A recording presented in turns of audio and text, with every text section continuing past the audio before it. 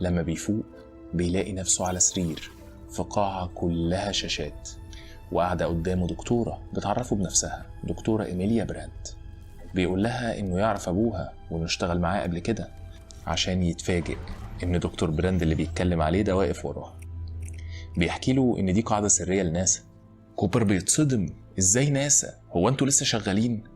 دكتور براند بيحكي له إنهم آخر أمل لبقاء الأرض، وبيشرح له خطتين. الخطة ألف، ودي الوصول لمعادلة التحكم في الجاذبية، ودي اللي هتخليهم يقدروا ينقلوا البشر للحياة على كوكب مختلف.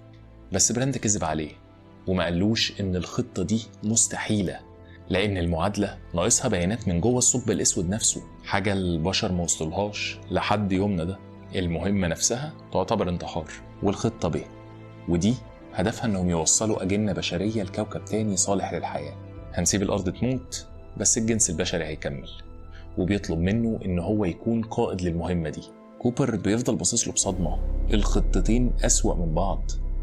لكن برام بيكمل ببرود، إحنا مش بنحاول ننقذ العالم هنا، إحنا هدفنا البشرية تكمل. كوبر بيمشي وهو مش عارف يعمل إيه، يحاول يقضي آخر أيام مع عيلته ولا يسافر في مهمة تقريبا انتحارية يحاول بس ينقذ الأرض.